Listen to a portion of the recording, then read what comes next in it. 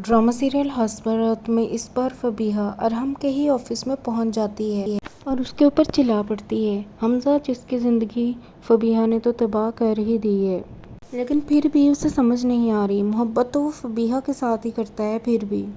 ادھر ارحم کی بہن پاکستان واپس آ گئی ہے، اسے بہت کریز ہے کہ ارحم کی زندگی سے فبیہہ کو جلد از جلد نکال باہر مارا جائے تاکہ وہ ثنایا بھابی کو دوبارہ گھر میں واپس لے آئیں اور اس کی شادی پہ اس کی بھابی موجود ہو تاکہ اس کی عزت میں اضافہ ہو۔ وہ اپنے بھائی ارحم سے کہتی ہے کہ آپ نے ثنایا کو گھر سے جانے ہی کیوں دیا؟ مجھے تو لگتا تھا آپ دونوں اتنی زیادہ محبت کرتے ہیں کہ آپ اس کی محبت میں کبھی خیانت نہیں کریں گے، لیکن آپ نے مجھ کو اور امی جان کو غلط ثابت کر دیا۔ یہ بات سننے کے بعد وہ اپنی بہن کو سب کچھ بتا دیتا ہے کہ فبیہہ نے تو ایسے جیسے مجھ پر کوئی جادو ہی کر دیا ہو۔ وہ اپنے بھائی سے کہتی ہے آپ کو ثنایا بھابی کو گھر واپس لے آنا چاہیے، آپ کے 2 بچے ہی ہیں، ان کا ہی سوچ لیں۔ وہ اپنے بھائی سے مزید کہتی ہے فبیہہ جیسی آپ کو لگتی ہے ویسی نہیں ہے، مجھے تو لگتا ہے اسے بس پیسے کے ساتھ محبت ہے، ورنہ کون سی کنواری لڑکی شادی شدہ مرد کے پیچھے پڑ جاتی ہے؟ وہ پیسے کی وجہ سے آپ کے اوپر مائل ہوئی ہے۔ یہ بات سن کر ارحم کو بھی سمجھ آ ہی جاتی ہے۔ ادھر اپنی بیگم کی تصویر پکڑ کر ٹوٹا ہوا اسے زوم کر کے دیکھ رہا ہے، جیسے وہ اسے موبائل سے نکال ہی نہ رہے۔ یہاں پر وہ رو رہا ہے اور صرف اسے ہی زوم کر کے دیکھی جا رہا ہے۔ ادھر ثنایا بھی اپنی وہ تصویریں دیکھ رہی ہے جہاں وہ اچھی ہنستی مسکراتی زندگی گزار رہی تھی۔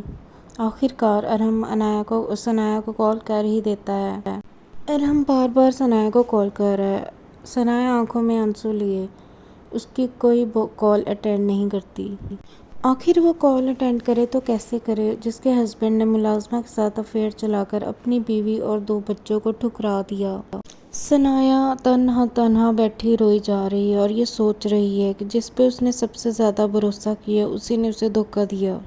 ادھر ثنایا کی ماں اسے سمجھاتی ہے کہ جو بھی ہو جائے اپنا گھر چھوڑ کر نہیں آنا چاہیے۔ یہاں پر ثنایا اپنی ماں کا بات کا غصہ کرتی ہے اور کہتی ہے جائز ناجائز صرف عورت کے لیے نہیں ہوتا، مردوں کو بھی اپنی لمٹ پتہ ہونی چاہیے۔ میں نے اس کے اوپر یقین کیا، گھر کا سارا نظام چلایا، اس کی ماں کے لیے ملازمہ رکھی، بچوں کے لیے ملازمہ رکھی، آخر مجھ میں ایسی کیا کمی ہے جس کی وجہ سے وہ فبیہہ کی طرف مائل ہوا؟ اس کی ماں اسے سمجھاتی ہے لیکن ثنایا کو کیسے سمجھ آئے گی جب انسان کسی اونچی جگہ سے گرتا ہے وہ یقین دوبارہ قائم نہیں ہوتا جس طرح سے پہلے یقین ہوتا ہے۔ ادھر صبح کے وقت سارے اکٹھے بیٹھ کر ناشتہ کر رہے ہوتے ہیں اور ادھر جنید اپنے بچوں کو بوسہ دے رہا ہوتا ہے اور اپنے بچوں کو خوب پیار کر رہا ہوتا ہے۔ انہیں دیکھ کر ہادی اور حریم کو بھی اپنے باپ کی کمی محسوس ہوتی ہے۔ ثنایا سے پوچھنے لگتے ہیں کہ بابا جان ہمیں کب لینے آئیں گے؟ اتنی دیر گزر گئی، بابا جان ہمیں لینے ہی نہیں آئے۔ یہاں پر ثنایا کو بچوں کی باتیں بہت زیادہ فیل ہوتی ہیں۔ ادھر جنید کہتا ہے وہ وفادار تو تمہیں لینے آیا تھا ثنایا، تم اپنے گھر واپس چلی جاؤ۔ ادھر فبیہہ چپ چاپ خاموش بیٹھی ہوتی ہے اور فرحین اسے ہمیشہ کی طرح سمجھا رہی ہوتی ہے اور وہ کہتی ہے کہ اگر اس کی کال نہیں آئی تو تم کر لو، آخر اس نے تم سے محبت کا اظہار کیا ہے۔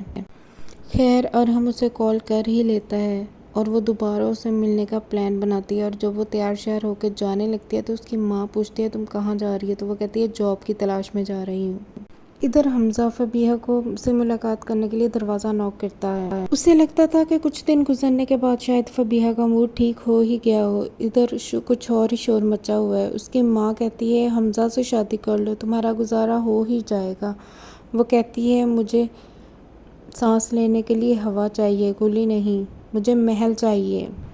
اتنے میں حمزہ گھر میں داخل ہو جاتا ہے اور حمزہ کو دیکھ کر اور غصے میں آ جاتی ہے اور وہ اسے کہتی ہے میں تمہارے ساتھ کبھی شادی نہیں کروں گی۔ حمزہ سے کہتی ہے نہ تمہارے پاس کوئی جاب ہے نہ تمہارے پاس کوئی کام، تم تو مجھے کھانا بھی مشکل سے کھلاؤ گے۔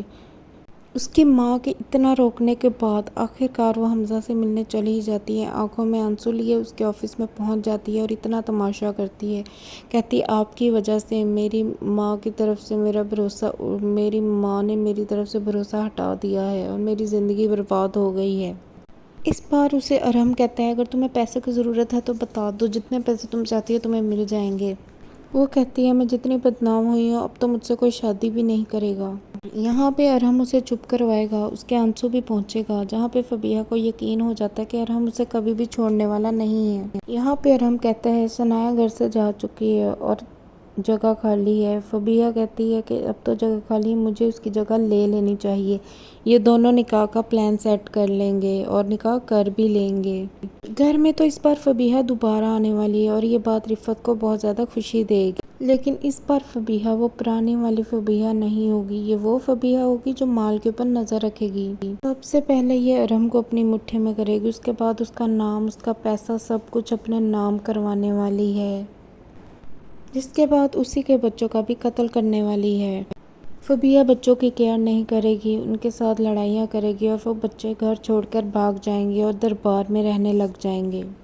یہاں پہ ارحم فبیہہ کے اوپر چلائے گا کہ میرے بچے کہاں ہیں، اور رفعت کا بھی وہ بالکل خیال نہیں کرے گی، وہ تو بالکل ہی مطلبی لڑکی ہے۔